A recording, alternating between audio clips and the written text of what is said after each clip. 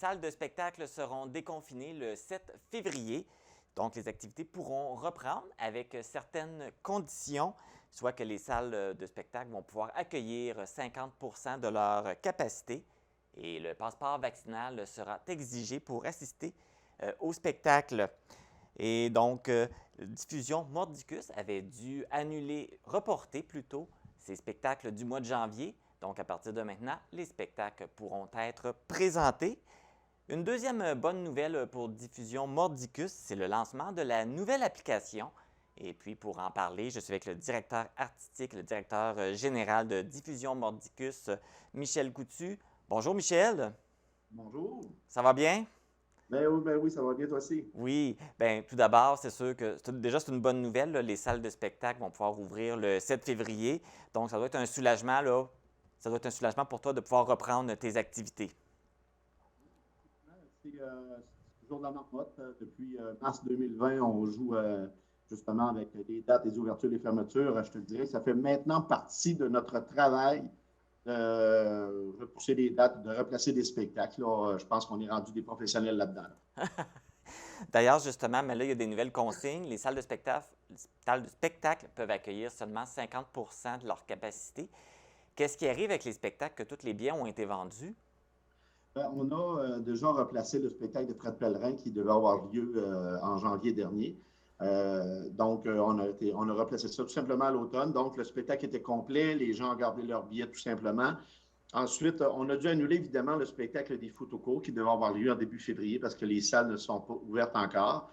Heureusement, lorsqu'on a annoncé en décembre que les salles allaient être fermées, on a fermé les billetteries tout de suite. Donc, le spectacle de Rita Baga qui va avoir lieu le 11 février va bel et bien avoir lieu puisque la jauge nous permet d'accueillir 250 personnes dans la salle. Et donc, le spectacle est maintenu puisqu'on a le nombre de billets vendus qui nous permet justement d'accueillir ces gens-là. Là.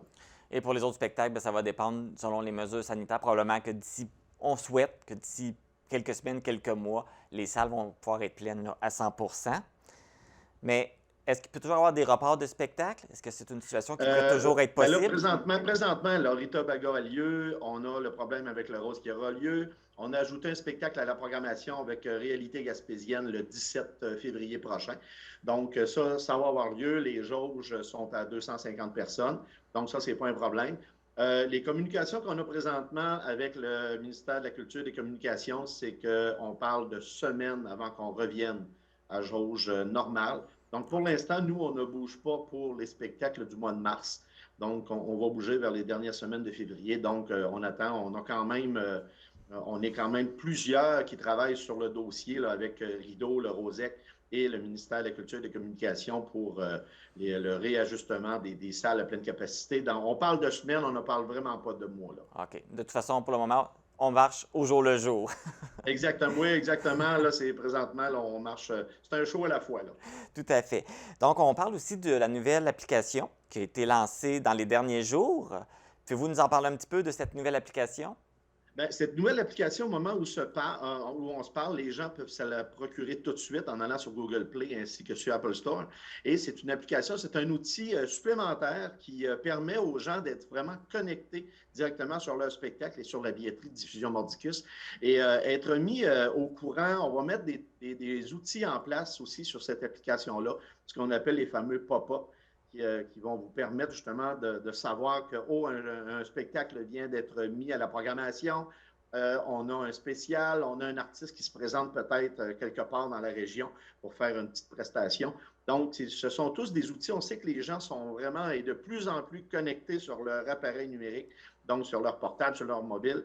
Donc, ils vont avoir je dirais au bout du pouce l'application pour pouvoir justement acheter un billet pour avoir des informations et ça va vraiment être un outil. C'est pour rester connecté encore plus avec nos détenteurs de billets. Et on voulait aussi rejoindre une clientèle jeunesse, une clientèle au niveau du secondaire qui, eux aussi, sont encore plus que nous autres sur leur cellulaire. Donc, ces jeunes-là vont pouvoir downloader, télécharger l'application plutôt.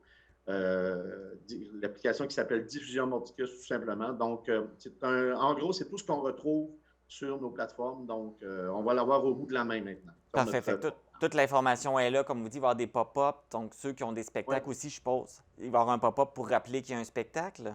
exactement. Oui, exactement. Il va y avoir un genre de pop-up, une notification qui va dire n'oubliez pas que vous avez un spectacle le vendredi.